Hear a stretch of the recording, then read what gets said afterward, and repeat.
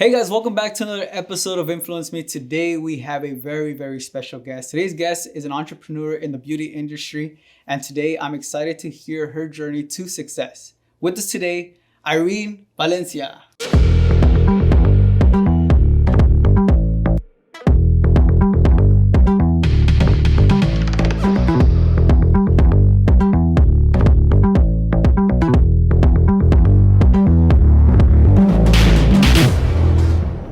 Thank you so much, Adrian, for having me on your podcast today. No, welcome. I'm excited because when we shared a little DMs with each other, you told me a little bit about your story, and I was like, wow. Talk to us a little bit about your upbringing. Where are you from? Where were you born? So basically, I was born in California, right? Mm-hmm. My mom left my dad when I was only about 3.5, 4 years old. The way that happened, it was a very toxic relationship, unfortunately. My dad basically got my mom pregnant when she was only 13 years old. Okay. She was very young. Was that in Mexico or was that here? That was here. Oh, wow. So my grandmother actually came from Mexico with 6 children, crossed the border in feet, and had people help her. Wow. Yeah. So my grandmother, she's amazing, right? So that's where you get the... I think so, yeah. It needs to be in the Zacatecas blood. It has to be, right? My grandfather he came out here alone, and he was going to like hustle, work, and send out money. And my grandma was like, like, you're not leaving me with all these 6 children. Oh, no. He had no idea that she was coming out here. Wow. She just packed up, took her 6 kids with her. My mom was, I think she said 8, 9 years old when it happened. And por la sierra. Wow. They crossed the border in feet. But luckily, my grandma said that a lot of people were helping her because she was by herself. So when she got here, we were living in, like, everybody, they were all living in Pomona. Literally, like, in the most ghettoest part in Pomona, honestly. And she had everybody in there. And my grandma, the way I see it, and like we all speak on it, unfortunately, was like, se quería deshacer of the woman. So she had 6 children over there across the border, and then another 6 children over here. Wow. With my grandfather, 12 children. A lot of cousins, a lot of drama, yeah. But it's fun because, I mean, what's fun without drama? Parties, how are you guys' parties? Because our parties are crazy because of, obviously. Not anymore. Okay. Honestly, not anymore. Especially not me either. And it honestly has to do with like the growth, my personal growth. Right. Where I've just kind of like tried to stay away if I can. Not even just trying to stay away from like all the drama and stuff, because my family, unfortunately, there's a lot of drama in there. Right. But it's just kind of like, hey, I need to work on myself. I need to do this. And in order to do that, it was like I had to like stay away from everything and just like focus. So Our family parties are not big anymore. Okay.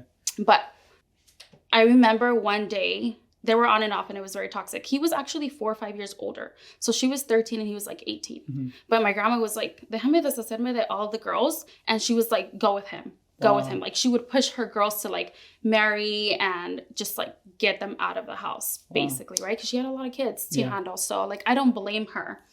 She had to do what she had to do, unfortunately. And then she's from Mexico. So, that's how it kind of is at their mentality. Like, te casaste, tuviste hijos, lárgate de mi casa. Do your thing, figure it out. I'm done. Yeah. And I feel like that's what she basically did.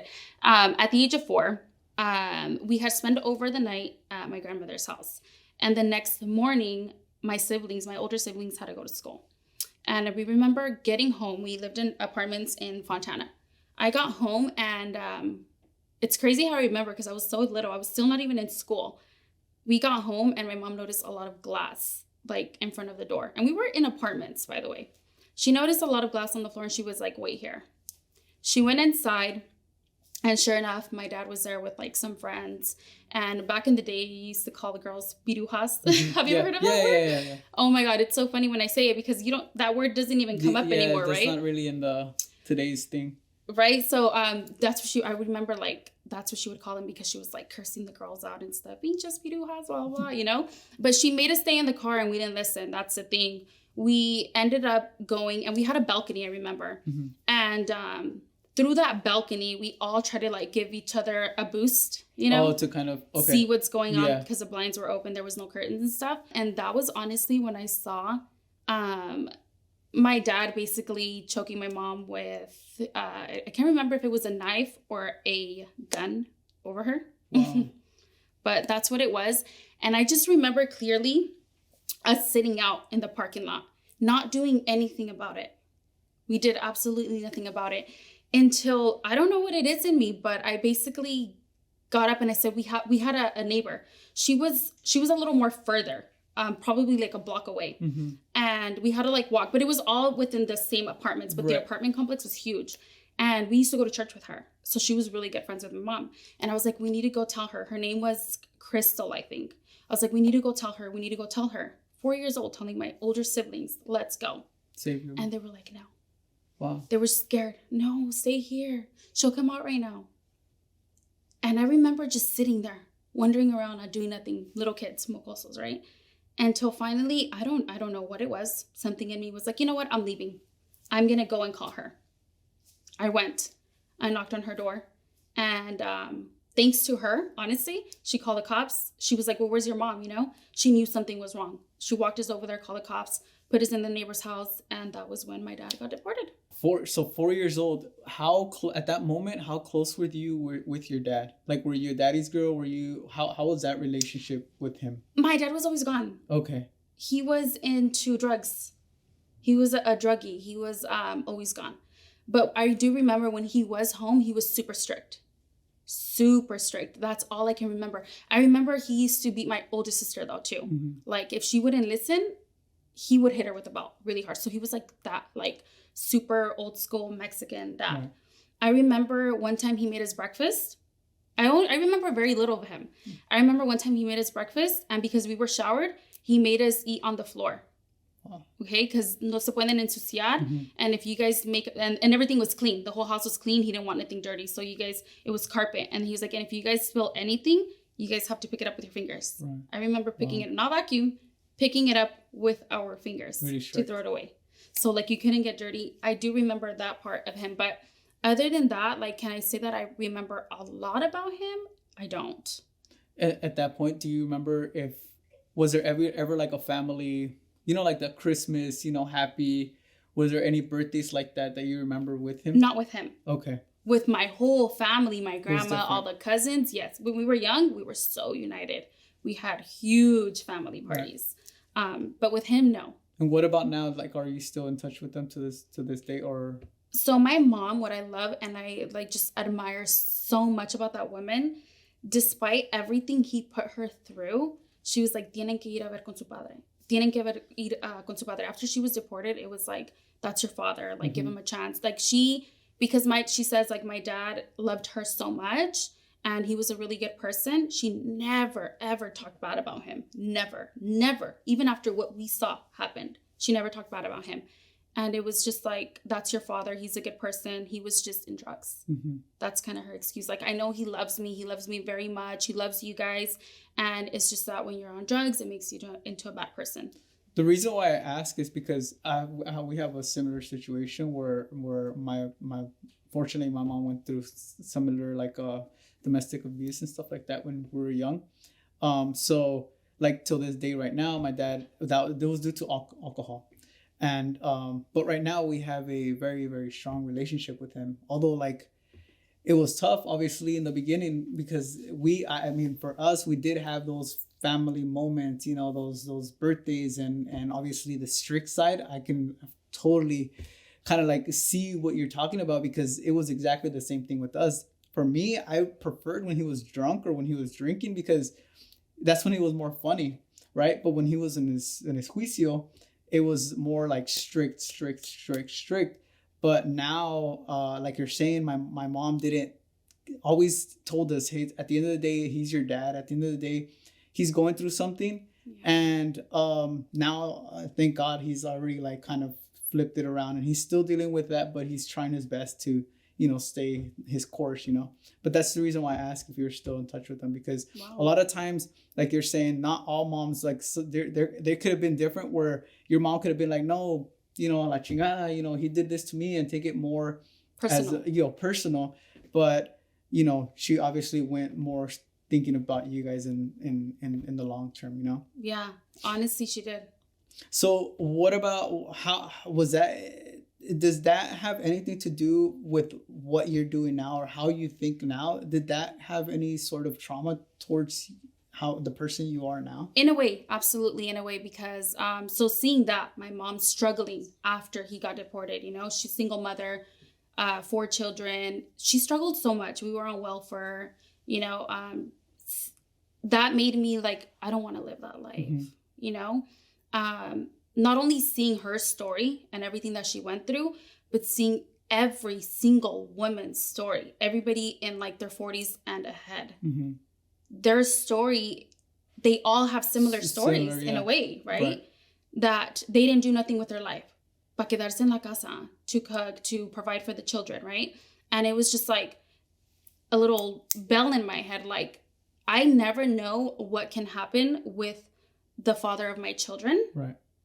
And whether he is or isn't a great guy, and what's going to happen with me and my children. Like, I don't want to suffer, struggle. I don't want to go through that. I want to give my kids the best, basically my whole life. My mom, we never went on vacation. We went back to school, from summer vacation, and the teacher, what's the first thing they ask you? Do you remember?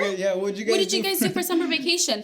I remember jumping walls with my brothers. That's what I was doing during summer vacation. I was getting wet in one of those little pools, andamos corriendo with dirt all over us, playing hide and seek. We were in the hood. We were in the block, and living that way. I'm like, I don't want my kids, although I lived a happy childhood. Don't get me wrong. I mean, those were like the best times, right? But I'm like, I do want my children to grow up or go back to school and say, oh, I went here. Like, I want to be able to give them a lot more than just like the quality time, I want them to not only just give them more. It's not about giving them more. It's about the memories that you build with your children. And to me, those memories is, to me personally, traveling. Right. Like, let's go travel the world. Let's go, all of us get to know it as a family. That's so cool. That's what my main goal is. I haven't taken my daughter anywhere yet, but I've gone on vacation. That's what's driving you. That's definitely what's driving me. And she's still too young too, because I mean, you have to show these kids that they have to work for their own, right? But absolutely, we're gonna get there. It could have happened, but during COVID and everything, just some stuff setting us back. But that's honestly like just seeing not only my mom's story, how she struggled, not only seeing her, but a lot of women that I learned from. I like to just kind of look and see like what situation they're currently in. Like, I know someone close to me who basically the dad, did everything, paid the bills, everything, you take her home. And right now, too old to work, miserable in the marriage. And I'm like, I don't want to grow up like that. Right. I want to be able to have my own money, and I want to be able to be secure with my kids by myself. I don't count my boyfriend's income ever. Right. I never do. He's there. He tells me my money is your money. I don't see it that way. I'm sorry, because we're so young. I'm not even 30 years old yet.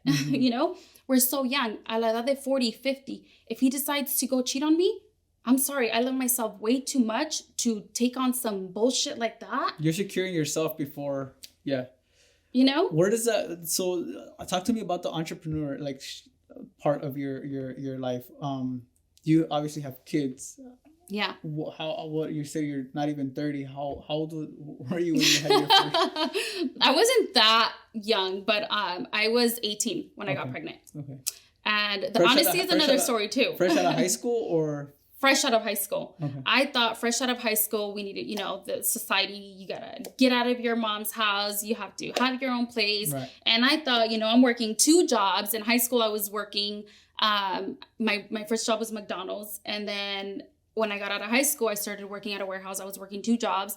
And I told my boyfriend, I'm going to be with my boyfriend for 14 years this year. So we've been through a lot. And I remember telling him, like, we're not kids anymore. We're 18. We need to get our own place. Just dumb mentality, honestly. Yeah. Like, I wish I would have stayed saved, while having no kids. Right. No, sure enough, having your own place. Well, I got pregnant.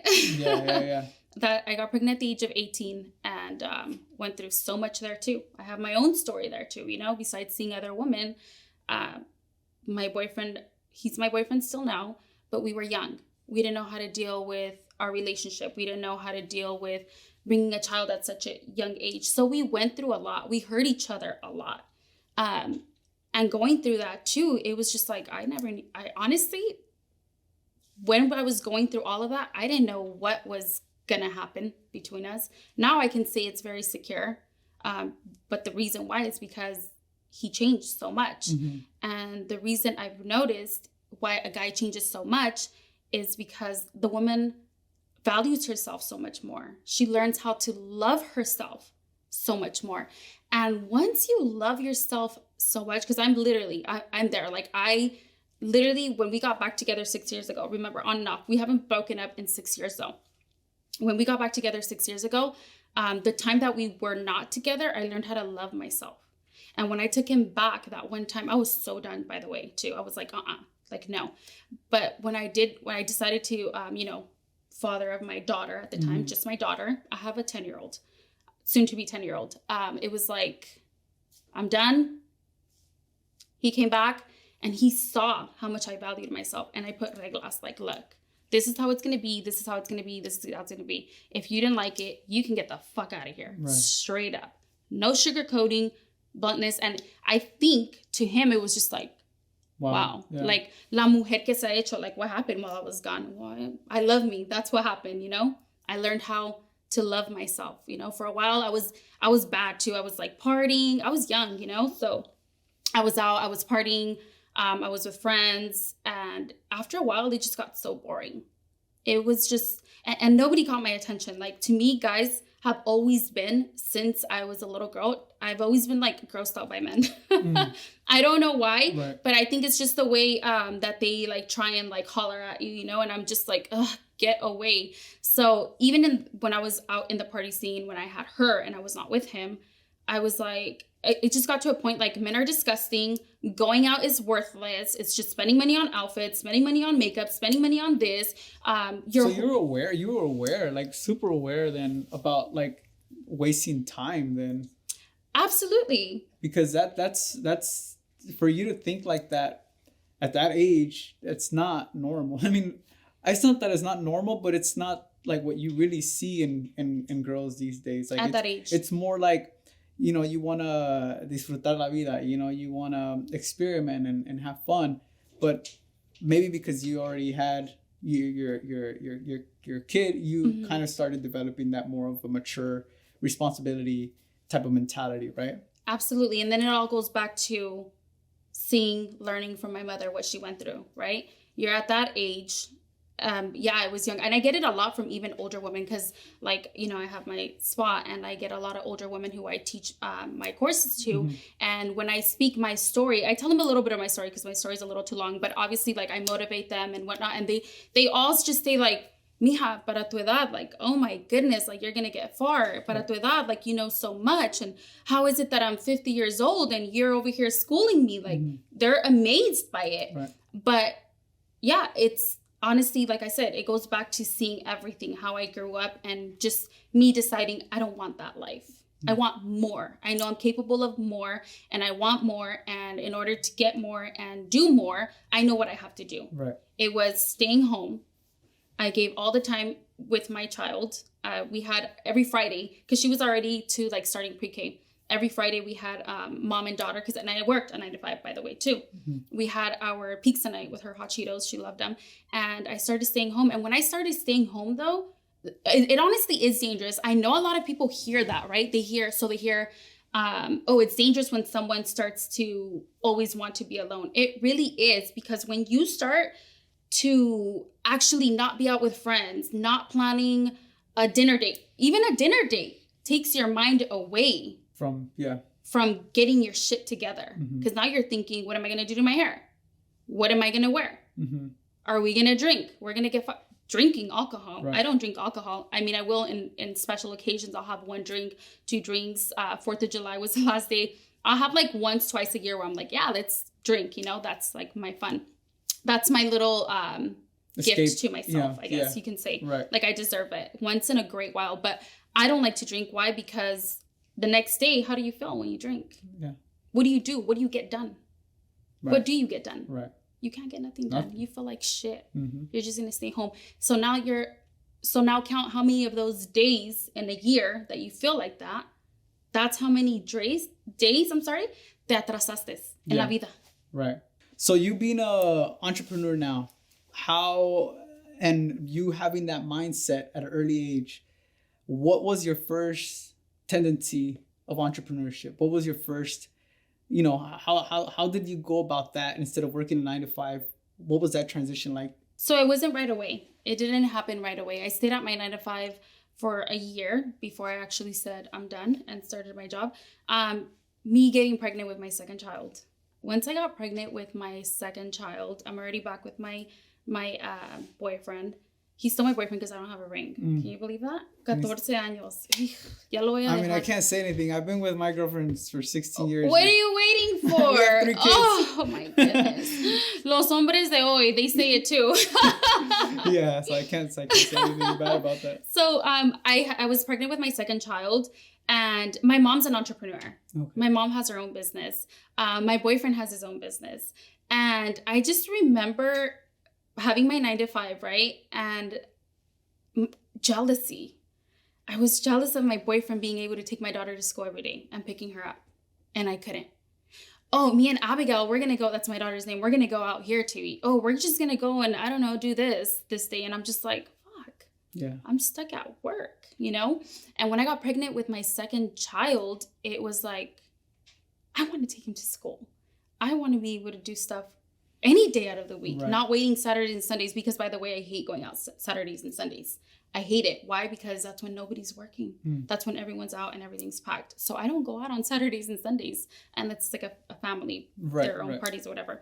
But I just remember, like, I want to be there for my child. I want to also get to, like, gozar a mi niño, something I never did with my daughter, because with my daughter, I basically, like, back into work, like, quick, I missed out on a lot. Her first steps, all of that stuff, So being pregnant with my second child, it was like, it was my wake-up call, basically, you can say, where I want to be more involved with him. So what did I do? At the time, they came with the opportunity. Eyelash extensions came out. Eyelash extensions is what came out. And I tried even buying clothing wholesale from Target and selling that at a yard sale. I couldn't do it. I hate the heat. And it was like summer days yard sale, old school. I couldn't do that. I tried that and I was like, no. And then so eyelash extensions. It was hard. Eyelash extensions is super hard. You're doing individuals. I took out a $2,200 loan at the time. I didn't have no money, by the way. I was in debt $9,000. Wow. Okay, I was already in debt. I had been in debt since I had my daughter. Like, it was just kind of living paycheck to paycheck, paycheck to paycheck. I was living to pay off the debt, literally, right? And I got the loan, and I hated eyelash extensions. And I remember telling myself, like, oh my God, I'm fucked. Like, I got this loan. I'm already in debt. And I hate eyelash extensions because it's hard, because it was hard. That's what happened. I hated it because it was so hard. I had barely even learning at it, right? But I told myself, no, you got that loan. At least do it until you pay off that loan, because you have to. You have to pay off that loan, because I don't want to pay like interest on it, fall behind, none of that, right? And I was like, okay, I'm going to pay off this loan. I'm just going to do it. I'm just going to see a couple of clients, try to get people in just so that I can pay that off, and then try the next new thing. Little did I know that after a month, it was going to get easier. Eyelash extensions. It got easier. It's funny when you work and you're consistent, and then things get easier, but then in the beginning it's like super hard, and you sometimes want to quit. And it's good that you're actually saying that. That's why people quit, because it's hard. It's hard in the beginning, of course. I mean, especially if you're going to like a 9-to-5, which, like, you obviously have a schedule. You obviously have tasks to do, right?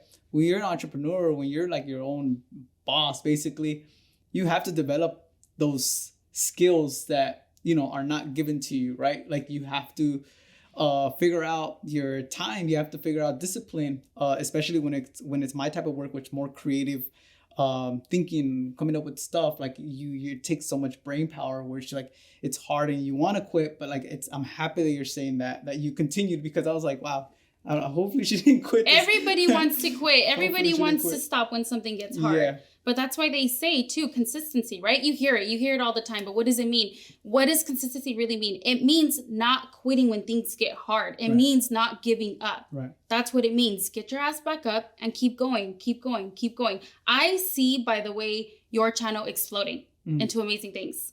You just need to be consistent. Yeah. Honestly, like just keep going. Don't give up no matter what. Right. And after this little podcast, I'm going to tell you a couple of things that I just recently learned. I'm getting off subject here from Grant Cardone's boot camp that you need to put in place so that you don't overwork yourself. Yeah, because that's where you want to give up. Yeah, you're overworking yourself. That's you burn out.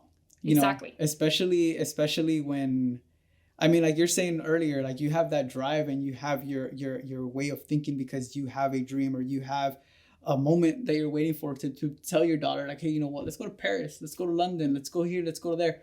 I also have those dreams, you know, and sometimes you're so, you know, want to work every day, want to just go, that you just get burned out sometimes, and that sometimes stops you and makes you not want to do that, and makes you kind of not like what you love to do because of that burnout, right? So yeah, I'll be happy. It's years in the making. Yeah, that's what it is. That's what we need to understand. Like I was saying, though, I learned so much in this boot camp. It was a 3-day boot camp, by the way. I know it's a little off subject, but it was a 3-day boot camp, and I've never learned so much in my whole entire life. Mm-hmm. Okay, you see memes, you see quotes, you see people talking this, consistency, you hear people saying this and that. The typical posts that everyone... And you feel inspired, you feel motivated, but the reason why you fall off is because you don't have the exact how to do it in place. It was a 3-day boot camp, 8 hours, by the way. I've never learned so much in my life than those 3 days in boot camp. Wow. That I was just like, oh my God, I am ready to get back out there, right? Because... this is business, right? That's business. But anyways, after reminded me. Going back to subject though, I hated eyelash extensions. Absolutely hated it. But what happened after a month is that it got easy. You know how they say you have to keep practicing. That's exactly what I did. I was not knowing, by the way, that I was practicing as I was seeing the clients. My mentality was like, get these clients in, collect the money so that you can pay off this debt. Right. That was it. That was the whole goal. But it got easier. Not only did it get easier, it was therapy. Not only was it therapy for them, I've also discovered that I was, in a way, an influencer to them. You have no idea how many people can like speak on my name today and say like, Irene, like, because you told me this little thing, like it changed my life, you know? And I love that. And I'm a therapist. Yeah, you're with them and you're talking to them. And they're talking to you about life, you know? And you hear everything, and I fell in love with it. It got easy. That's a good part. But I fell in love with me helping women as they lay in my bed, kind of getting through their life struggles, what they went through, giving them advice and stuff. And then them looking in the mirror and be like, oh my God, I love them. I just can't live without them. And I was like, yes, hallelujah. She feels beautiful. And I just like schooled her on this, and she thanks me like, oh my God, you have the greatest advice, whatever. You brought value to them. You like bringing value to other people. It's not just doing their eyelash extensions. It's not just about doing eyelash extensions. Right. So I loved that. So, then I was introduced to body sculpting. You know, I want to grow. I knew I had to grow. Not only before I was actually introduced to body sculpting, all of these girls, they saw my motivation, my inspiration, how I would like give them advice, and they'd be like, can you teach me? Can you teach me? Can you teach me eyelash extensions? And I was like, no, I'm sorry. Like, I just do it. Like, that's not what I do. Like, I don't teach. I didn't know where to start. I didn't know what to do. But it literally got to the point where it was too many girls asking me. And I'm like, 6 months, by the way, after doing eyelash extensions, I paid $9,000 in debt. Wow. 6 months. Okay. I went back to work, by the way, to UPS after my maternity leave. Is when I was pregnant, is when I was taking the course, but I went back to work because I'm like, I got smart. I was like, okay, because I had given up on eyelash extensions. Actually, that's why I went back to work. Right. I was like, I'm just going to get the money for that. But then also I need to get back to work. So now I'm doing 2 things at the same time. Okay. Not only was I doing 2 things at the same time, I was doing 3 things at the same time. Wake up at 5 a.m., have the pañalera ready. 6 a.m., be at work. 2:30, get off, pick up my children from daycare, babysitting, school. Because he was busy. Even though he's an entrepreneur, he was super busy, and I supported him in that because he was really bringing in the big money home, paying the rent and everything. And me, it was like, I need to save to pay off this debt, you know, like I have to pay off this debt. So I was working at 6 to 2:30, 4 p.m. to midnight even. Sometimes till midnight, I was lashing, all while I was pushing my son in the stroller to sleep. My clients were like, here, let me help you. Pushing the stroller. It was hilarious. I did all of that. Like looking back at all of it, I still have clients from then. They're like, I remember I had to push Jacob in the stroller. And I'm like, yeah. I'm like, oh my God, the good old days. Like I love when they remind me, because I'm really bad with memory, right? And this happened 4 years ago. Yeah. I literally started 4 years ago. Short. 6 years, 6 months into lashing though, I paid off $9,000 in debt. Wow. And then I started the body sculpting. I was introduced to body sculpting. What else can I do? What more can I do? Okay, I paid off my debt, but I'm hungry for more. I want more. You got that thing, and like this is easy now. You know, I got the hang of it. I'm making money. I'm saving money. I paid off my debt. But now what can I do to also save money, right? So paying off debt and saving money though at the same time. Plus all the lash money, after I paid off my debt, it was all being saved. After 1 year in business, in both body sculpting was really slow. It was super slow. So I can honestly say it was more eyelash extensions. Because when I talked about body sculpting, when I started, everybody was like, what is that? Does it work? What the hell is that? Like that's a lie. That has to be a lie. You still had to kind of educate them on what it was. And it was something completely new. Where now, do you know anybody who does body sculpting by chance? Yeah. So many people, right? Well, I'm one of those trainers. Okay. I'm the best trainer, by the way. Okay. Because I've been in it for 4 years. Do you hear that? Yeah, ask people how long ago they started in body sculpting, not in the beauty industry, in body sculpting. I started 4 years ago. So a year after that, I was able to save $20,000, my first $20,000 into the business. And I can honestly say it was eyelash extensions though, because body sculpting was still very slow. And then body sculpting started to like take off. Cool, now I'm making money off of the clients. And then I started having people asking me to teach them on that. And I was like, no, like not a lot of people do it. I'm gonna be a little stingy with it, you know? Right. So doing eyelash extensions, training one-on-ones only whenever I was able to. And the reason why I actually decided to train on eyelash extensions was because I said, if this helped me save or pay off my debt and save, why not help other women do it too? Right. A lot of women feel stuck. I don't know what to do. What do I do? Right.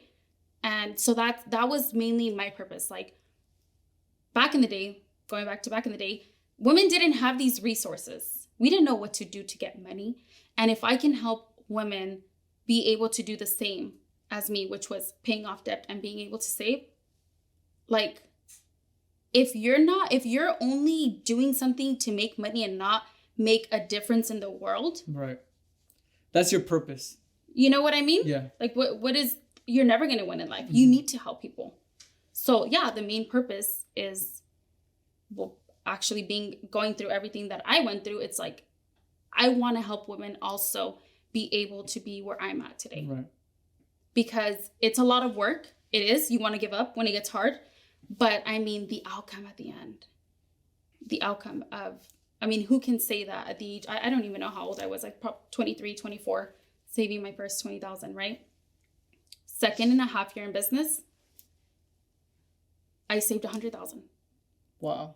4th year in business today, we're going to the millions. Wow. You know? So that's crazy. I haven't got there yet, but that's where it's looking like. That's where we're at. How did you know? Because the money that you're making now, obviously, is that now from just body sculpting, or are you still doing the lashes? I do lashes. I only lash my like OG lash clients though, because I don't have time. But the main is coming from the body, right? Body sculpting. So clients and teaching. How did you know, or did you know, or was that a risk that you took? Why go from the lashes to the body sculpting? Well, you have to have multiple sources of income. And what got you to, that's what I mean, what got you to think like that? Was it just that hunger where you're like, okay, I'm going to try this. The hunger, where it's like, I've already mastered eyelash extensions. I'm already teaching eyelash extensions. I'm making this much money, but what else can I do to make more money? You know, and that's where the body sculpting came in. Have you gotten, and I don't know if you don't want to answer this question, I'm totally cool with it, but because I've gotten it. Have you gotten shit for talking too much about money? Have you gotten shit from any of your family members, friends, you know, Absolutely. people that know you that are like, it's not all about the money. It's not all about the money. Absolutely. What I tell them, and sometimes I don't want to because they're not gonna understand. And it's not because they're not smarter, it's not because I'm better, and it's none of that. It's just because for me, it's not the money that I'm obsessed with. It's the time that the money is going to allow me to have with my family later on in life, right? Yeah. For me, that's the reason why I'm all about the money right now. Right. Because I know down the line, that's not going to be my, you know, focus. I'm not obsessed with it. I don't have jewelry. I don't have like... You shouldn't. You right, never should. Right. For me, it's more so what is it going to benefit me later on and my kids and their kids. And that's what I want, you know? But have you gotten that type of shit from... All the time, even from like people who don't know me. All you talk about is money. I don't care. If you're not comfortable talking about... People need to get comfortable with the idea of talking money. Right. That's the thing, right? That's how you're going to motivate others. Like I said, you have to do others. But everybody is so caught up on, I need to be doing better than that person. Mm-hmm. Leave that shit out the door. Right. You got to leave that out the door. And you can't expect it's all like in the mind, basically. What you want is personal. You can't expect others to understand you. Mm-hmm. They don't know the thoughts that are going through your head. They don't know that you want a vacation, the time freedom. You shouldn't have to explain it. Mm-hmm. Because also another thing is that what I've learned throughout this journey is that the reason why they're bitching and saying this and that is because they don't have those same goals. But that's okay. That's also okay. If you're comfortable where you are at, that's okay. That's where you kind of have to tell your mind, like, it's okay. They don't understand. And you shouldn't be trying to get approval from anyone. Right. Only you know what is going on in your mind, right? Grant Cardone is my mentor, by the way. Mm-hmm. And one of the things that I took home and I was just like a aha moment for me was you have to you have to be strong-minded, right? You can't explain to them what you're thinking in your head ever. Okay. You can't explain because they're not going to understand because they don't know what's going through your head, right? It's like me, just to put an example, it's like me going to, by the way, my boyfriend had money when I started the lash extension business, but I didn't want to go and tell him to lend me the money because I knew he was going to try and talk me out of it. Mm. I honestly did know, like, no, you shouldn't. That's a lot of money. Back in the day, it was a lot of money. Now, there's your rent, right? Yeah, but rent wasn't that high now. Yeah. But back in the day, it was a lot of money. I didn't tell him because I didn't want him to knock me down because I kind of knew. But that's what, unfortunately, people who are not strong-minded do because they don't see your vision. So you're this happy person, you know, hey, I'm going to start this. I'm going to do this, blah, blah, blah. And don't take it the wrong way. It's because they love you, though, too. Your family will say, I don't think you should do that because this and that. They only want the best. Though. That's their fear, though. They're projecting their fear of, like, what if it doesn't work out? Like, if they were in that position, they don't think that they would be able to do it. But I always say, like, I believe so much in myself. Of course you do. I believe so much in what I'm capable of doing. And I'm willing to risk everything or anything because I've been in the shit. You have nothing to lose. I have nothing to lose. And if I lose it, I'm not afraid to go back to living a normal or a life that I was living before.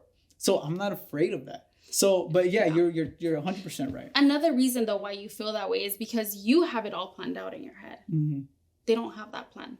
They don't see step A through Z. You do. Mm-hmm. You know. So when we say it, to the finish line, they don't understand it. Because you literally going to sit there an hour and this is what I'm going to do this and then after this when it goes to, are you going to sit there and explain to them? Yeah. No, you kind of just have to ignore it, stay focused. You know what you're doing. You know what you need to do in order for you to get there, right? And you just have to continue. In the end, another thing that, like I was saying that I learned was you can't try and save everyone. Family members, for example. You can't try and save them because how are you? Okay, so say you're halfway there to your finish line, but then you keep coming back to help your family members. They're pulling you down.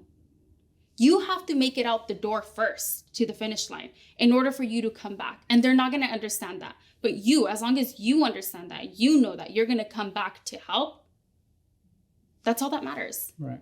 You know? So don't try and stay in the middle of trying to make them understand. Or I'm pretty sure as an entrepreneur, you try and tell people like, hey, you should do this. There's so much money to be made, blah, blah, blah. And they're just like, but this. Stop. Don't even try. Yeah, you're right. Don't try. Don't even try. For what? They don't know. Okay? And it's not until they see you where they're going to be like, holy shit. I have a couple family members actually, who in the beginning I was like, hey, I need models for eyelash extension. And they were like, oh no, sorry, I don't trust it. And they saw me make my first 100,000 2 years ago in savings, by the way. This wasn't revenue. That was just savings. And it was just like, hey, I want to start my business now. We should do a podcast. And I'm just like, okay, start it. You do it, But just as long as you, like I said, you cannot convince others to understand what you're thinking, your finish line. Just stay true to your purpose. Right. And then you'll come back for them. Right? Yeah, no, of course. The Latinos, they say that as Latinos don't help each other out, but we know we're going to come back. But first you got to make it out. Right. You got to make it to the finish line in order for you to come back and help out.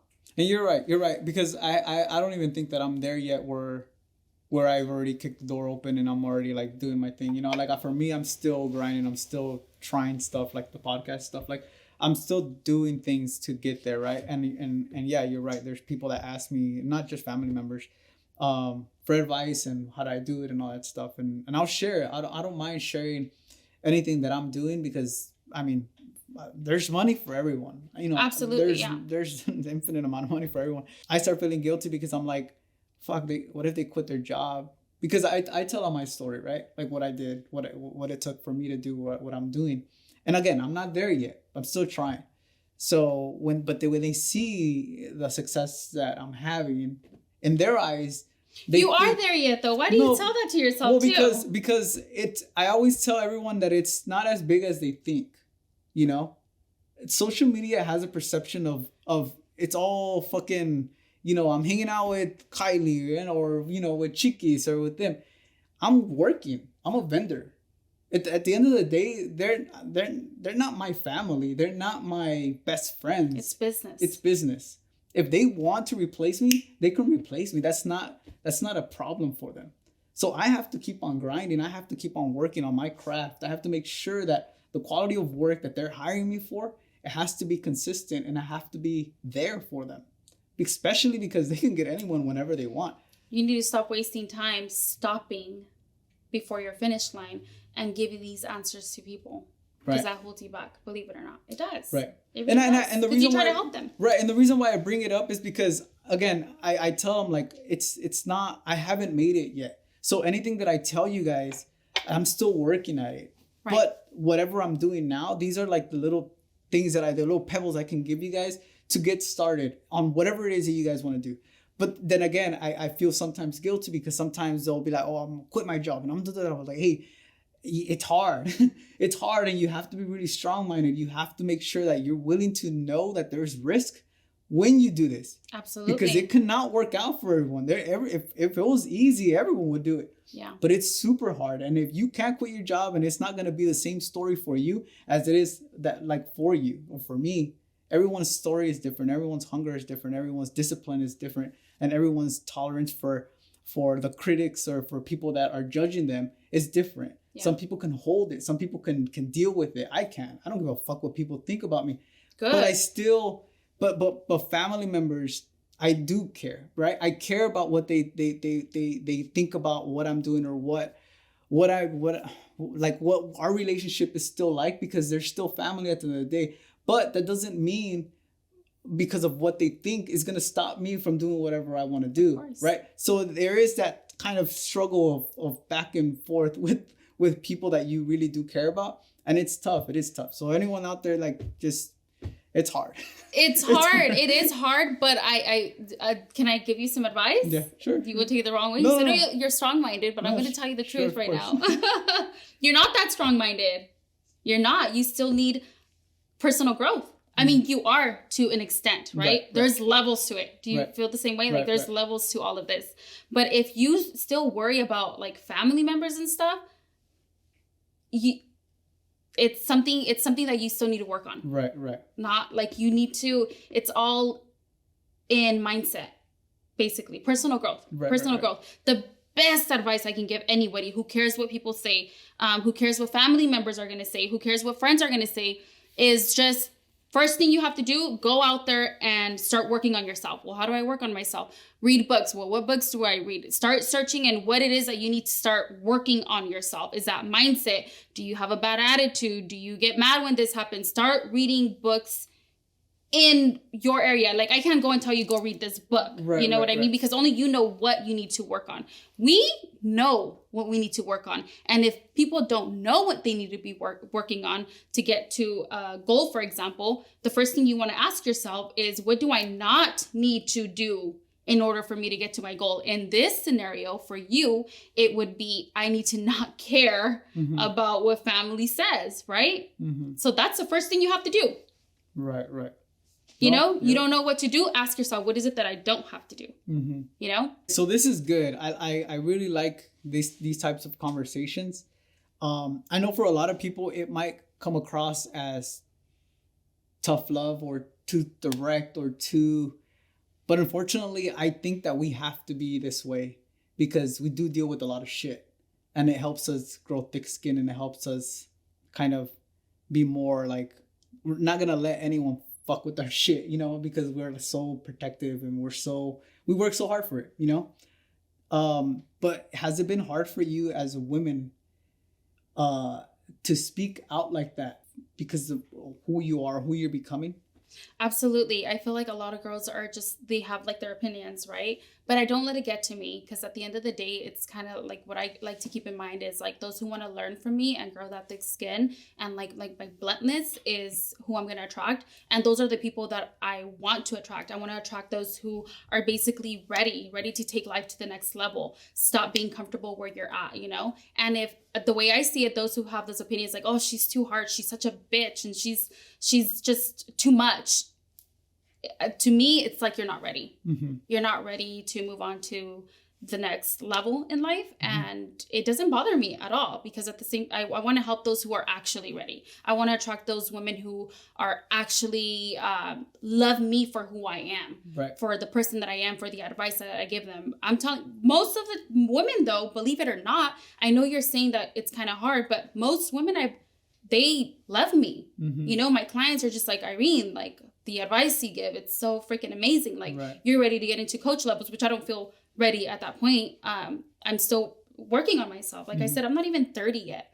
I feel like in the future, there is a place for me to be a life coach, but not yet. Absolutely not yet. Because like I said, there's so much work that I have to work on myself. Like the best advice I can give to people is never stop working on yourself. Never. Leave the partying, leave the bullshit, leave the drinking, leave the dinner with friends, leave the friends, for fuck's sake. Leave the friends. Sometimes, you know, you just have to kind of see what friends are going to be there. I can honestly say that I have one friend who I talk to on a weekly basis, once a week, maybe once every 2 weeks. I don't have friends. You know, people on social media, I wouldn't say they're like my friends. I don't have anybody. But a lot of women are ready. I don't have that issue. A lot of women are just like, show me the road to success. They're tired of it. They want to fucking go. They're ready. Yeah. They're ready. So, and that's who I attract, and that's mainly what I get. Yeah, sometimes I'll get some hate, you know. I will be honest, I'm not that confident into going into like my business page and speaking everything that I just talked about. You know, when you saw that post that I made, about my past on my business page, that was a huge step for me, talking about my past, because sometimes I do feel like, damn, is it too much? You know, is it too much? What are people going to say? Sometimes I do think about that stuff, but then I have to like, no, it doesn't matter. Stop.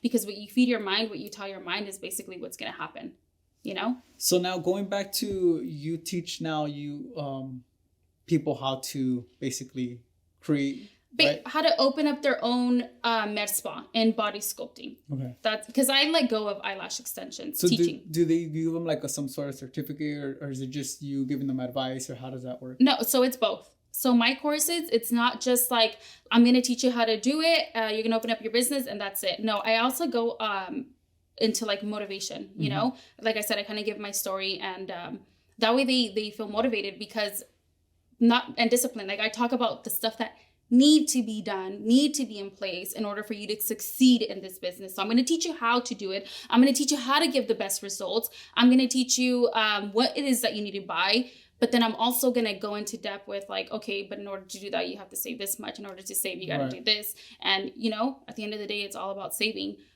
too, in order for you to go into your next level, you know, like till this day, I have a paid off car. I've been itching to get a brand new car, you know, like in a G-Wagon because I can afford it, blah, blah, blah. No, but I go into depth into all of that stuff, basically. Like, don't go over there the minute you start making money, because you're going to make money in the body sculpting industry. That's the thing. You're going to make money. Who doesn't want to lose a couple pounds or just like fat or tighten their skin, facials, all of that, right? You're going to make money. And so I kind of teach them all of just everything, right? Everything life in it, not just how to do it, but also how to like save your money, how you're going to open up your med spa, what you should have in place for your med spa, all of that stuff. So what you're talking about your G-Wagon, what is something that you spoil yourself with that you're like, shit, I shouldn't do it, but I don't give a fuck? Nothing. Nothing yet? No. I basically put on that tough skin and I said, I'm not going to be shopping for myself to look cute for Instagram. For what? You know what I mean? Instagram is not going to pay me. I'm not an influencer like that. I'm a business person. I'm not going to go and get into a car payment so that I can go and show, you know, at the end of the day, it kind of goes back into you saying like people think that so people can think that I'm really doing it. No, as long as I know I'm doing it, that's all that matters, right? I'm a coda. I'm such a coda. Like even for my hair, oh my God, I just got my hair done not that long ago and I was like dying at the price. I've always had black hair and I'm just like, oh my God, I have to spend on this. But honestly, I don't feel I deserve anything right now. Not yet, because I'm not where I want to be. Right. You know, I'm not where I want to be. And until I get where I want to be, then I can start splurging. But for now. Is there a number you're trying to hit? Yeah, I'm trying to become a millionaire. I'm going to be a millionaire. Absolutely. So until I actually go there, and it's not that far. It really isn't. I told myself until I get there is when I will. And you're talking about millionaire in terms of savings or millionaire in terms of like profits and incomes? And savings. Stuff? Okay. Savings, profits and no. Because there's other assets, you mean? No, I'm definitely going to have assets and stuff, but I want like savings where I can basically for my kids save. I wouldn't say savings as in like a savings account because that's like worst thing you can do, right? But savings as in assets. Okay. Like overall. So is there anything that, I personally would like for you to give advice for women that are at home, that want to do something, that are confused, that they honestly have never worked, you know, or have worked, or that work in a job where they're not happy. What is something that they should take in consideration? What is something that they should start changing in themselves, obviously before jumping into a business, that you can kind of share with them? Basically, so if you're thinking about quitting your 9-to-5, if you're thinking and you have in your mind already planned that you want more than just a 9-to-5, you want to start a business, you want more to life. If you're thinking about that already, it's because you're ready. You're ready, but you let fear get in the way. That's what's happening. You're letting so much fear get in the way and you need to stop that. You just gonna have to get on the other side. Take that first step. Just do it. Because when your heart is having so much anxiety, should I do it? Should I not? That is because it's the right thing for you to do. When you have anxiety, whether you should or shouldn't do something, because, you know, you obviously already have it planned in your head. Okay, I'm thinking to start a business in my podcast. Let's just put it in podcast perspective. But I have to do this and that. Oh, but I don't know if I should do it. You already planned it in your head. that means it's the right thing for you to do. Whatever it is that you have planned in your head and you're just like, I don't know, and you're getting so much anxiety and you're on borderline yes, no, and you're asking people yes, no, should I not? Do it. Do it. Do it now. Do it today, because that anxiety that you're getting is because it's the right thing for you to do. It's the right thing for you to do. It's going to be life-changing. What if they fail? You only fail if you quit. If you give up. Let's just say that. Then I'm trying to play devil's advocate, because these are things that I feel that go in everyone's, because it went through my head, right? Fear. Right. How do they know that they're meant for that? That's a great question. And I feel like the way you know if something is for you or not for you is, first you need to try it, right? You'll know within a few months if it's for you or not. If you fall in love with it, it's because it's for you and it's going to become easy for you. It's going to be easy for you and you're going to get to your goal. You'll never know if you're going to love it until you try it. And honestly, at the same time though, if you fell at that one thing that you did try, it's because it wasn't for you. That specific thing. It wasn't for you. That specific thing wasn't for you. What did I try before I gave body sculpting my full, you know? I loved it. I love body sculpting. I love teaching. Passion. There's a lot of people that are passionate about things, right? Sometimes people can get blinded by their passion. Sometimes their goals or their dreams are not realistic. How have you been through situations like that where you overthought, oh yeah, I can do this, I'm gonna and then you kind of stretched it a little too far, where now you realize, shit, I wasn't really thinking that clear? No. If you think that, you see, it's all in the mindset. If you think that you can get to a certain, and you're saying, people feel that they overdid it. You didn't overthink it. You didn't set high expectations. You should set high expectations. You should think big. You should think 1,000,000 times bigger. Big. Always think big. Because even if you don't get, for example, can I ask you a personal question? What is, and get comfortable with talking about this stuff, honestly. Okay. What is your goal in making, in life, your money goals? I just want financial freedom. That's it, financial freedom. What is financial freedom though? Have you thought about that? Yeah, obviously my personal goals for me, everyone knows that's been following the podcast. I'm gonna own hotels and apartment complexes and real estate. Okay, so I think there's no such thing as thinking too high. There is no such thing. You should always set the bar high, because even if you make it halfway, so say for example, I have $1 million goal right now. Even if I make it $500,000 goal, which right now my goal is set to 10 million. That's my goal, 10 million. I'm going to make it to 10 million. But even if I make it halfway there, I'm already successful. Right. You should always set the bar high. Always, and work towards it, and not give up. If it's something you love, if it's something that you enjoy, you're going to cry. Yes, you're going to want to give up. Honestly, being realistic here, I wanted to, you know what, babe, I'm just going to become a housewife. I tell him sometimes, and he's like, you can. And then you have to remember your why. Why is it that you're doing this? So whenever you feel down, whenever you feel unmotivated, whenever you feel I want to give up, whenever you feel like this is too much, ask yourself, why am I doing this? You should already have that written down. Why am I doing this? Why? Your why is what's going to get you there. Your why is what's going to not allow you to quit or to half-ass anything.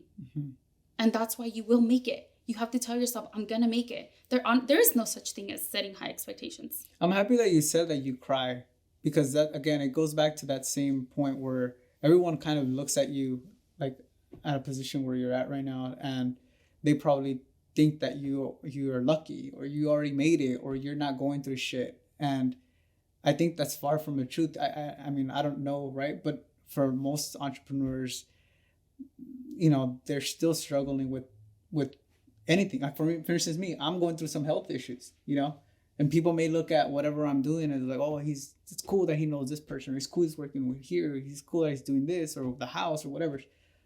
But they don't know what internally we have to fight ourselves. And let's just leave the health aside. Like, the amount of work or the amount of sacrifices that I have to make, to do what I'm doing, sometimes gets, overwhelming and leads you to that point. Because I've said it here too. Like, I've cried. I've gone out for drives and just cried in the night, just to go cry, because I need to let it out. I can't just hold it in. I have to be strong for my kids. I have to be strong for my girlfriend. But there's just some times where it's like, fucking shit. Like, we're human. I can't, and it doesn't make me want to quit, but I know that I need that escape, but I'm happy you brought that out, because not a lot of people say that. No, absolutely. We're human. It's part of it. It's part of the entrepreneurship. It is part of it. And going back to, people may see you as, oh, but they're great. They met this person, blah, blah.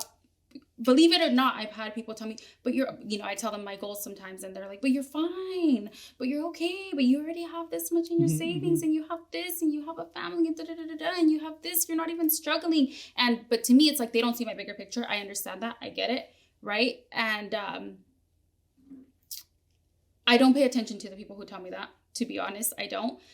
But going back to it, to like public people who see that, to the public who does see that, is, if you're seeing all of this stuff, right, it's because, honestly, for one, you need to stay in your lane. You got to stop worrying about what everybody else is doing, how they're doing, how great they're doing, because in reality, they don't know.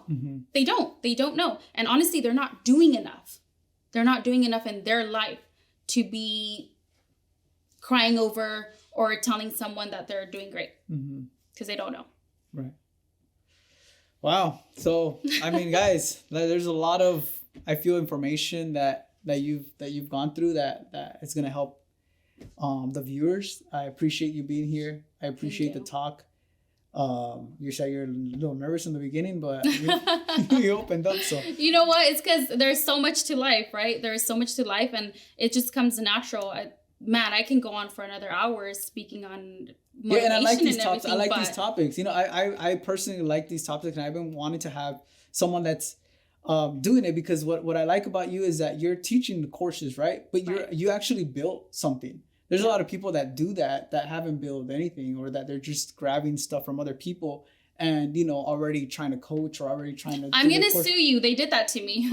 Right. So it's cool that you're actually, you're preaching what you're doing. Yeah. You build a business, and now you're giving value to anyone out there that's willing to be an entrepreneur, willing to start their own business. So, all right, guys, this was Influence Me. Thank you guys for watching. I appreciate you guys for staying here throughout the whole video. Don't forget to like, comment, subscribe. We're going to leave down her links down below, and till next time. Thank you, Adrian. Thank you so much. I appreciate it. Bye, guys.